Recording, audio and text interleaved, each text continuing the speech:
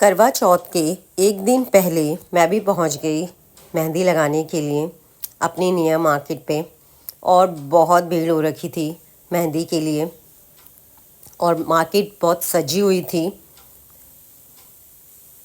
बहुत सुंदर लग रही थी। और मेहंदी वालों की हर जगह भीड़ और मेहंदी के रेट बहुत हाई हो रखे थे। तो मैं भी पहुंच गई एक जगह मेहंदी लगाने के लिए। तो मैं भी बैठ गई और मैंने इस तरह से अपनी मेहंदी लगाई। Hello guys, welcome to my new blog. आज है 10 अक्टूबर और आप सभी को करवा चौथ की ढेर सारी शुभकामनाएं।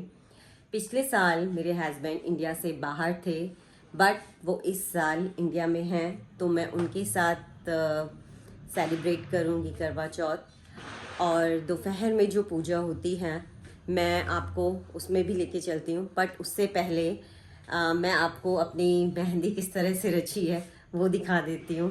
ये देखिए, इस तरह से मेरी मेहंदी रची हुई है। ये बैक है, बट ज़्यादा डार्क नहीं रची मेहंदी। ये हो गई है मेरी पूजा की तैयारी। देखिए,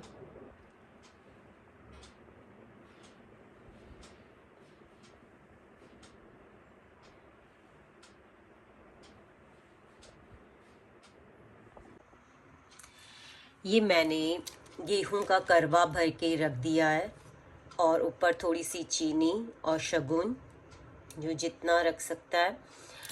और ये है सिंगार का सामान, पूरा पैकेट था तो मैं वो ले आई। और ये दिया जब मैं पूजा शुरू करूँगी तो जलाऊंगी। और ये है जल, इसमें थोड़ा सा फूल डाल दिए हैं। और मीठे में एक लड्डू रख दिया है और एक एप्पल, टीका, थोड़े से फ्लावर। और मैं हमेशा एक फीकी और एक सूखी, एक मीठी मट्ठी रख देती हूँ और साथ में फैनी। बस अब पूजा करते हैं शुरू। अब शुरू करती हूँ मैं अपनी करवा की पूजा। चलिए।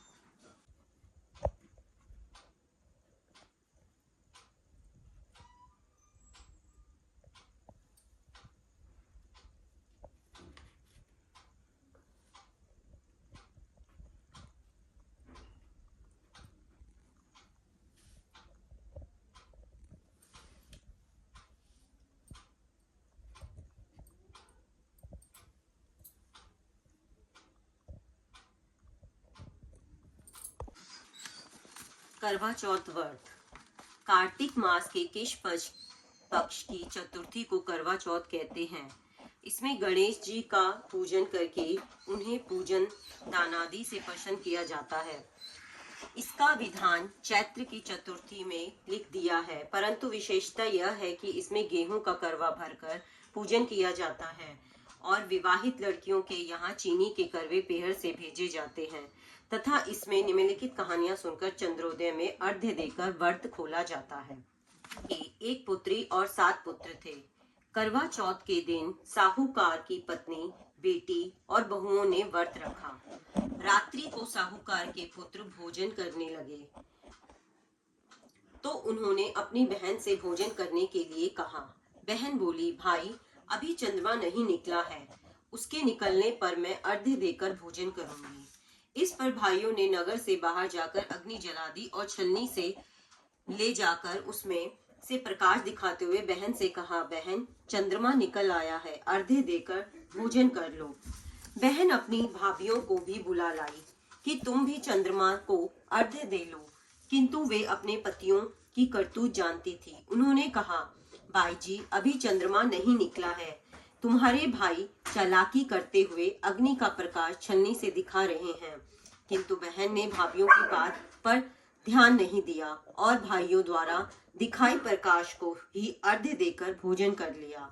इस प्रकार व्रत भंग होने से गणेश जी उससे रुष्ट हो गए।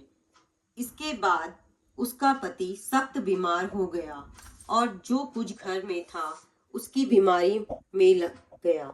साहूकार की पुत्री को जब अपने दोष का पता लगा तो वह पश्चाताप से भर उठी। गणेश जी से क्षमा प्रार्थना करने के बाद उसने पुनः विधि विधान से चतुर्थी का व्रत करना आरंभ किया। श्रद्धा अनुसार सबका आदर सत्कार करते हुए सबसे आशीर्वाद लेने में ही उसने मन को लगा दिया। इस प्रकार उसकी श्रद्धा भक्ति सहित कर्म को देख गणेश जी उस पर प्रसन्न हो गए। उन्होंने उसके पति को जीवन दान दे उसे बीमारी से मुक्त करने के पश्चात धन संपत्ति से युक्त कर दिया। इस प्रकार जो कोई छल कपट से रहित श्रद्धा भक्ति पूर्वक चतुर्थी का व्रत करेगा वह उस पर सब प्रकार से सुखी होते हुए कष्ट कंटकों से मुक्त हो जाएगा।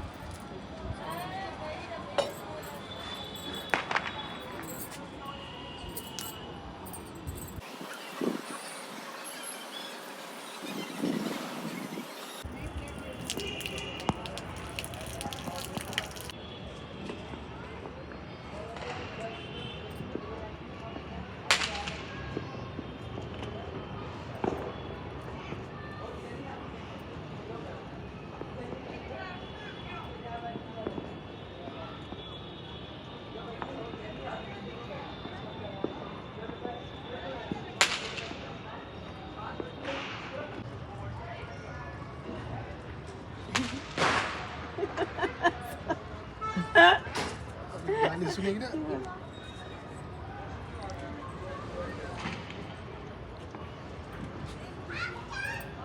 पूरा पैरों तो नीचे लेके आ।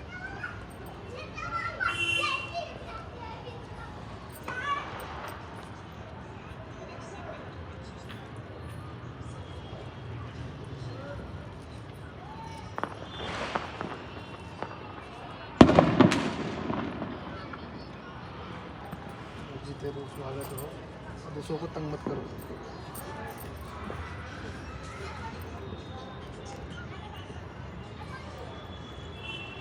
कोई भी खिलाना पहले पानी इसी से पिलाना।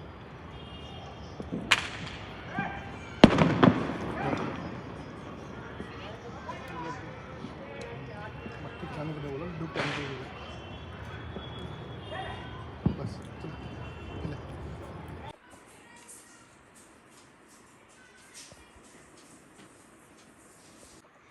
चांद को अर्घ देने के बाद अब खाने की तैयारी। खाने में है तरी वाले आलू, पूरी और लड्डू। तो खाते हैं। इसी के साथ आपको मेरा ब्लॉग पसंद आए तो लाइक सब्सक्राइब ज़रूर करिएगा। मिलती हूँ नए ब्लॉग के साथ।